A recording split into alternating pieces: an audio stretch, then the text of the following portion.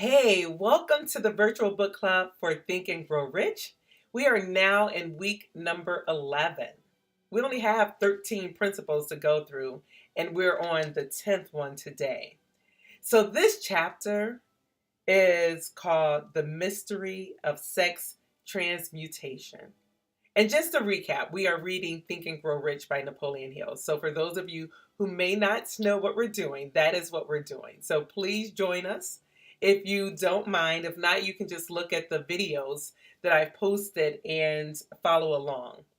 But this book is all, or this chapter is all about sex. So, I was blushing as I read it because, when you think of sex, you don't think about how it can be used to have riches. Now, remember, the riches that I talked about can be relationships, it can be money, it can be health, it could be whatever it is that you want it to be. So, this chapter talks about how to use the energy or the force behind the desire for sex for good. So, the mystery of sex transmutation. When they use the word transmute, they're talking about the transferring or changing of one element or form of energy into another. As I said before, sex is one of the strongest, most powerful forces, or the desire for sex, I should say, is one of the strongest forces for humans. And because of that, Napoleon Hill is saying if we channel that energy, not just for the physical, but also use it for the mind and the spirit, we can do some amazing things. And so in here, he talks about the 10 stimuli for the mind. And the first one is the desire for sex. That's a strong number one. Then you have love, then burning desire for fame, power, financial gain, money. Number four is music. I have music playing in the background. I listen to classical music when I'm trying to create because it does stimulate my brain. Friendships between those of the same sex or even those of the opposite sex. Having a mastermind alliance, that's number six. Number seven is mutual suffering. Eight is autosuggestion. We talked about autosuggestion way back when. Number nine is fear. And then 10 is narcotics and alcohol. So when I read that one, I was like, that's why a lot of people smoke weed and drink when they're like in the music industry or trying to be creative, because it allows you or allows that creativity to flow. I'm not one who does narcotics or even drink to stimulate my brain like that, because actually drinking would make me hot and then I'll fall asleep. So, nonetheless, those are the 10 mind stimuli. And he shares those with us and talks about how we can transform from mediocrity into genius. And when he says genius, he's talking about how to reach those higher frequencies, those higher vibrations, and use that to communicate with a knowledge that we don't know as of yet. So, really using infinite intelligence, using the universe to speak to us, to give us what it is that we don't know, but we need in order to make happen what we want to make happen. And so, he also shared with us that, okay, that's you're able to stimulate the mind so that it vibrates on a higher than average plane frequency, and that will help you be more creative.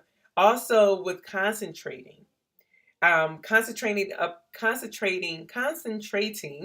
on the things that you know and allowing those things that you don't know to come in. He was sharing a story about, let me make sure I get this guy. And this is what they were calling the sixth sense in this book.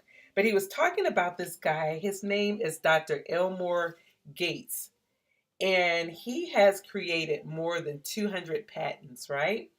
So in his home, he had a personal communication room. It was soundproof, no lights.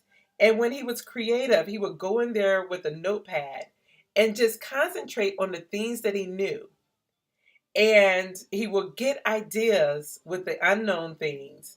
And it was one of those things that he was so good at it that he started making a living by sitting for ideas. That was what they called it, sitting for ideas. And corporations and even individuals will hire him because he was able to get these ideas by using the desire for sex and transmuting that energy into creativity. So not just going giving into the physical part of it, but using the mind to stimulate and also the spirit to download into him.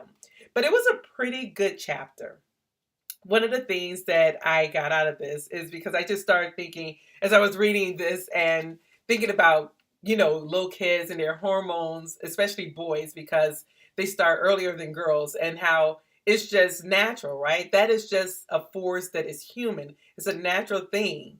But it can become, I guess I should say, something that is can be time consuming, right? It can consume your life. And what he's basically saying is don't let the physical part of this energy consume you to the point that you don't use this or learn how to transmute it to be something more so that you can attain what it is that you want to attain. So I just thought this was a fascinating chapter. If you read it and you have anything to share about it, please do share. But I'm not going to go into everything that the book says. This was a pretty long chapter, but it was very informative and it really had me thinking about things differently.